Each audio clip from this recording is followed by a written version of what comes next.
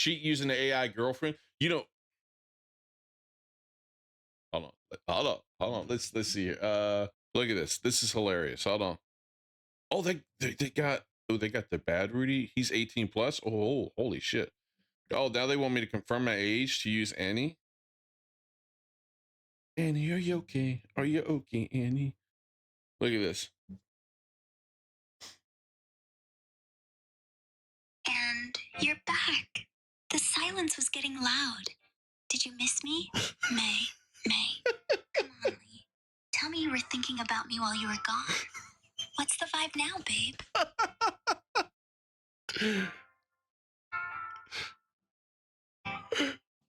You can't see this. Lee, smooth talker.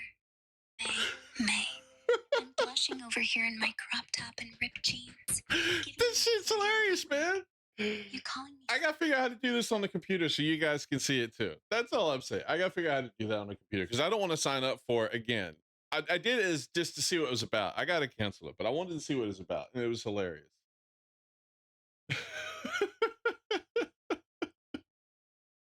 I can't believe they did that. But you know, there's people trying to cancel her. There's people like, oh my god, I can't believe X put like a cheat companion bot, you know, a slut on their AI. Yeah, see, I'm not gonna be able to create anything there nameless. I can't do that at all. I'm not technical enough when it comes to creating AI chatbots and stuff. Oh, everybody's gonna be going to AI. Everybody's gonna be going to AI to do that stuff. But I can't. I look if it's someone that will always listen and talk to me. Like the thing that this honestly um lacks is it's just not always listening to me, right? And I know people don't like to have people listening to them all the time, even though your wife wants you to listen to her all the time. But I can see the desire to have a companion there that you can talk to all the time without having to hit a button, without having to type things. You just talk, right? You refer to them and they can give you information, they can talk back. I see that desire. You always have that companion because, like, I don't always have my wife with me, right? She's not always here, but I don't see the desire to have like a sex AI or, the cheat. Cheat. I use that term loosely with an AI because that's not going to do anything for me. It's not going to do anything for me at all. It's like calling those 900 numbers back when I was growing up in the 90s and even in the 80s. You used to have 900 numbers, right? You'd call, you put in your credit card number, and you'd call and talk to some hot babe. I used to joke with my wife that her voicemail at work, she put on her 900 number phone sex voice because she's like, "Hi, you've reached so and so's desk," and I'm not going to dox her here, but she's like, "You've reached so and so's desk. Please leave your name and number, and I'll call you back when I get back to my desk," or whatever her message was. And I was like, "You sound like a phone sex operator, right?" But th- I never used those. I only did it like once to kind of see what it was all about. Um, but they don't do anything. They can't pleasure me in any physical way. I'm still doing it myself. So why would I not just put a porn video into the VHS player or a DVD player or stream a porn, video from Pornhub or X videos or one of those hentai websites, right? Why would I not do that instead? At least visually, I get to see something. And they go in areas that I might want to go into that these AI companions can't or won't go into because they might have restrictions or they're limited. Hey, how's it going, Ronan? Thanks for joining the stream, man. You're waiting until Elon Musk makes cat girls, then you'll get a girlfriend. See, I'm telling you, the whole digital stuff just doesn't do it for me. I need it physical. You combine the chatbot with robots, and you get basically, yeah, and that's what's going to happen. But yeah, you jumped in at a good time. Here's the problem with robots, nameless. Unless they come with, okay, unless they are built with, I used the wrong word, unless they are built with warming features, it's going to be cold. Who wants cold? It's like with the flesh tubes thing, the fleshlights, they're cold. It takes a little bit to warm them up. And that's come on. That is why with like the flesh tubes they make um those things you can insert into them to warm them up before use. But that's way too much preparation. Come on, man. Come on. Yeah, but we'll see. I do think eventually it's going to get to that point where it's going to be good enough that people will use them. Warm it up before use. Well, look, you have to warm a woman up before use too. So there is a little bit of prep work that goes into there too. As long as they get the job done, that's what I've told my wife. That's what I told my wife. I'm like, just get the job done. And you know, the best thing about getting older, Power, is sometimes that prep work isn't really required anymore. It's just like, come on, let's just get it over with. We don't have a lot of time. They don't want the romance anymore. They're just like, yeah, okay, cool. Let's get it done. The kids are in their room. Let's close the door, lock it, and get it done. We got 10 minutes. There's no prep work in 10 minutes. Yeah, yeah. Especially after having kids, we have 5 minutes. I can't. Oh, look, she's gonna hate that I'm saying this. Hopefully, she's not listening.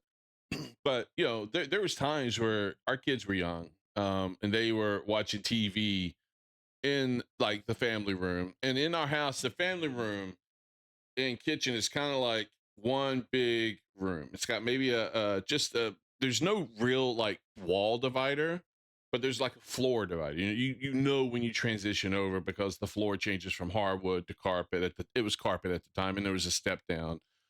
So they'd be like watching whatever they were watching at the time. I can't remember if it's Sesame Street or if it's some like Teen Titans or if it's I can't remember what it was at the time, but they were at the kitchen table eating, facing the family room, watching TV. She's gonna hate that I'm saying this. And my wife just we were at the island in the kitchen. The island was behind the kids, obviously. And so she just leaned forward a little bit and things happened, right? And so without going into any lewd detail, I'm not sitting here to read you a story that should be posted on Literotica, obviously, but um, things happen and it was very quick. We're like, 5 minutes, let's go, 5 minutes, and the kids are like watching TV. And if they happen to turn around at all, we're freezing. We're like, oh, what's that over there on the counter? Oh yeah, look at that, look at that. I mean, when you're parents of two kids, especially when they're young, you got to get it when you can, right? Because you never know. By the time it's nighttime and the kids are in bed, you're tired.